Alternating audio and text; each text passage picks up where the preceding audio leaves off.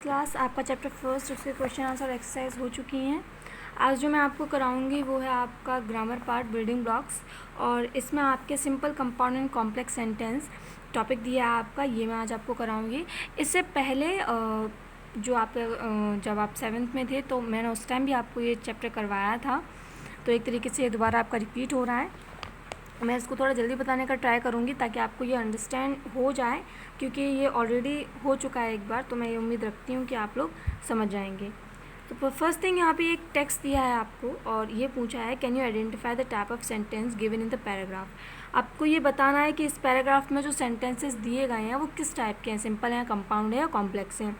What makes them different from each other, और किस वजह से ये एक दूसरे से अलग हैं। We know that phrases and clauses are use to build sentence. Phrases and clauses का इस्तेमाल करके ही हम सेंटेंस को बनाते हैं। There can be 2 type of clauses. Clauses आपके 2 टाइप के हो सकते हैं। फर्स्ट आपका होता है डिपेंडेंट और सेकंड होता है आपका इंडिपेंडेंट। ठीक है, डिपेंडेंट क्लॉज क्या होते हैं?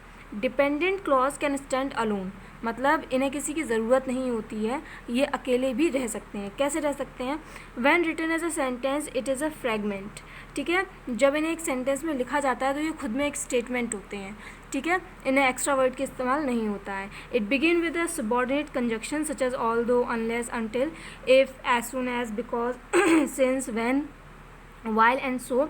फॉर एग्जाम्पल देखिए जो आपके सबऑर्डिनेट कंजक्शन होते हैं, ठीक है, वो आपके होते हैं, ये जितने भी दिए गए हैं, until, if, as soon as, because, ये सभी आपके सबऑर्डिनेट कंजक्शन है।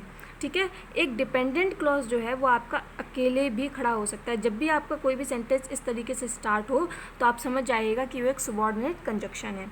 Even though there is subject and predicate, यहाँ पर आपका सब्जेक्ट भी दिया है और आपका प्रेडिकेट भी दिया है। This is just a fragment of a complete thought. अब ये जो सेंटेंस यहाँ पर दिया गया है ये पूरा कंप्लीट सेंटेंस नहीं है। ठीक है, ये सिर्फ एक पार्ट, एक पूरे कंप्लीट सेंटेंस का एक पार्ट आपको यहाँ पर लिखकर दिया गया है। This makes it a dependent clause, और इसीलिए ये एक डिपेंडेंट क्लॉज है। डिपेंडेंट का मतलब होता है किसी पर आश्रित होना, तो ये किसी न किसी पर आश्रित है। एन इंडिपेंडेंट क्लॉज, और इंडिपेंडेंट क्लॉज क्या है? The sun rises in the east, ये आपका एक इंडिपेंडेंट क्लॉज है। देखिए मैं आपको अपने वर्ड्स में एक तरीके से बताने का ट्राई करती हूँ। जब हम बात करते हैं डिपेंडेंट की और जब हम बात करते हैं इंडिपेंडेंट की, ठीक है, डिपेंडेंट क्लॉज आपके वो क्लॉजेज होते हैं जो खुद में कंप्लीट नहीं होते हैं। ठीक है, आपने कोई सेंटेंस लिखा, जैसे यही मैं सेंटेंस अगर आपको ले लूँ, when I went for a walk this morning, तो अगर मैं सेंटेंस को स्टार्ट करूँ when I went for a walk this morning, ठीक है, अब जो ये सेंटेंस है आपका ये कंप्लीट सेंटेंस नहीं है। जब मैं आज सुबह वॉक पर गई, अब आप गई तो क्या हुआ ये बताया ही नहीं है, ये सेंटेंस अधूरा छोड़ दिया है। ये सेंटेंस कब पूरा होगा? जब इसमें कुछ एक्स्ट्रा वर्ड ऐड किए जाएंगे। इसमें आपका सब्जेक्ट है आई और उसके बाद जितना होता है वो आपका प्रेडिकेट है। सब्जेक्ट और प्रेडिकेट आपका दोनों मिलेगा, लेकिन फिर भी ये कंप्लीट नहीं है। ये निर्भर कर रहा है कि अगर इसके आगे हम कुछ और ऐड करेंगे तो ही ये कंप्लीट होगा। जब हम बात इंडिपेंडेंट की करते हैं, स्वतंत्र की बात करते हैं, तो जैसे ये आपका दिया हुआ है the sun rises in the east, the sun rises in the east. पूरा सेंटेंस आपका दिया गया है, जो सन है वो कहाँ? ईस्ट में उगता है। सेंस कंप्लीट है, किसी भी एक्स्ट्रा वर्ड की ज़रूरत नहीं है, जो ये कहना चाह रहा है वो हम समझ रहे हैं। ठीक है, तो यही डिफरेंस होता है डिपेंडेंट और इंडिपेंडेंट में। इंडिपेंडेंट आप जब कहते हैं तो एक बार में ही पूरा सेंस समझ में आ जाता है, लेकिन डिपेंडेंट में क्या होता है, अगर सेंटेंस पूरा नहीं लिखा है तो आधे सेंटेंस में आपको सेंस समझ में नहीं आता है। इतनी सिंपल बात होती है डिपेंडेंट और इंडिपेंडेंट में। खासकर पहचानना अगर हमें है तो डिपेंडेंट सेंटेंसेस में जैसे ये वर्ड्स दिए गए थे, सबऑर्डिनेट कंजक्शन आपके दिए गए थे, ये सबऑर्डिनेट कंजक्शन लगे हुए होते हैं। ठीक है, आगे देखते हैं। अब जैसे आपका ये दिया हुआ है लेट्स ट्राई 7, और इसमें आपसे ये कहा गया है कि आपको इसमें बताना है कि कौन से आपके डिपेंडेंट क्लॉज हैं यहाँ पर और कौन से आपके सबऑर्डिनेट कंजक्शंस हैं। ठीक है, ये चीज़ आपको यहाँ पर बतानी है। तो इसको करना शुरू करते हैं। मैं एक पेंसिल ले लेती हूँ, 1 मिनट। ओके, तो मैंने पेंसिल ले ली है।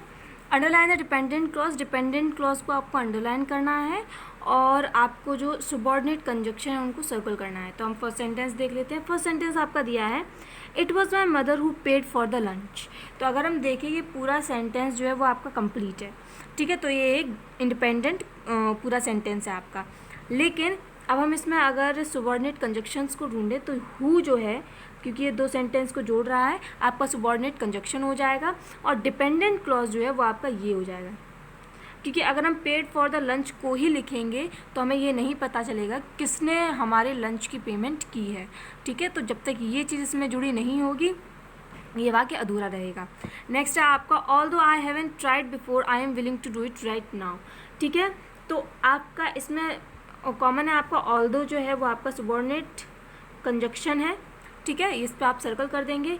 आई हैवंट ट्राइड बिफोर ये आपका हो जाएगा डिपेंडेंट क्लॉज, क्योंकि ये आपका कंप्लीट सेंस नहीं देता है, ठीक है। आफ्टर आई रोट, तो आफ्टर में आपका आफ्टर वर्ड जो है वो subordinate conjunction, road my first novel last year, I von an award, ये आपका कंप्लीट सेंस है कि मैंने एक अवार्ड जीता, कुछ किया होगा इसमें मैंने अवार्ड जीता, इसमें तो हम सेंस लगा सकते हैं, ठीक है। लेकिन इसमें नहीं, I wrote my first novel last year, तो ये आपका इस तरीके से आप करेंगे, क्योंकि अगर हम इतने सेंटेंस को पढ़ते हैं तो ये कंप्लीट सेंस नहीं देता है, ठीक इसी की तरह।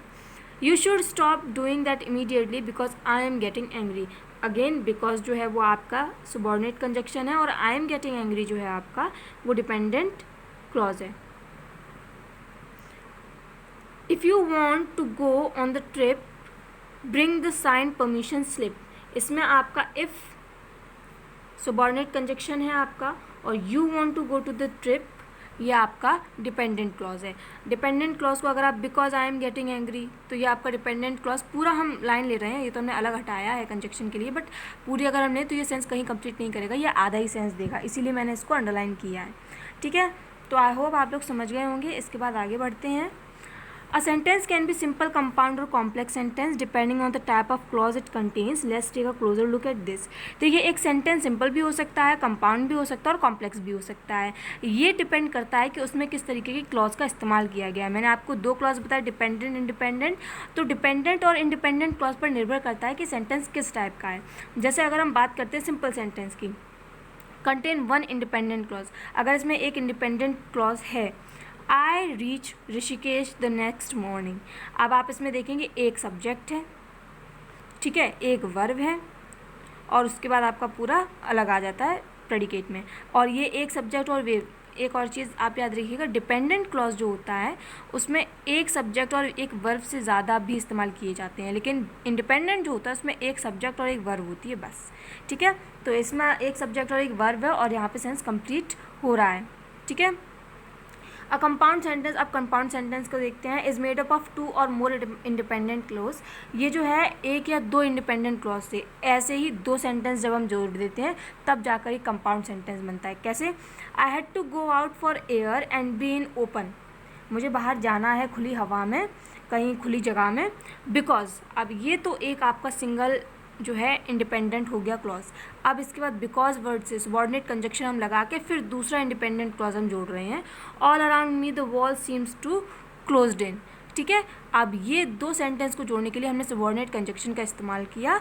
तो कंपाउंड सेंटेंस को पहचानने का सबसे अच्छा तरीका यही है कि इसमें इस तरीके के वर्ड्स का इस्तेमाल किया जाता है, बिकॉज, ठीक है, बिकॉज, ऑल्दो, आफ्टर, इफ़, ये सारे वर्ड्स का इस्तेमाल किया जाता है जो यहाँ ऊपर किए गए हैं और आपके में यहाँ लिखे भी हैं, ठीक है, ये यहाँ पर लिखे हुए हैं। तो इन्हीं वर्ड्स का जहाँ पर इस्तेमाल है बीच में, आप मान लीजिए वो कंपाउंड सेंटेंस हैं, दो बड़े सेंटेंस और एक इसमें कंजक्शन का यूज़ किया गया है। तो मैंने आज आपको सिंपल और कंपाउंड सेंटेंस के बारे में बताया है। नेक्स्ट टाइम मैं आपको कॉम्प्लेक्स सेंटेंस के बारे में बताऊँगी और फिर हम जो है इसकी एक्सरसाइजेस कंप्लीट कर लेंगे, ठीक है।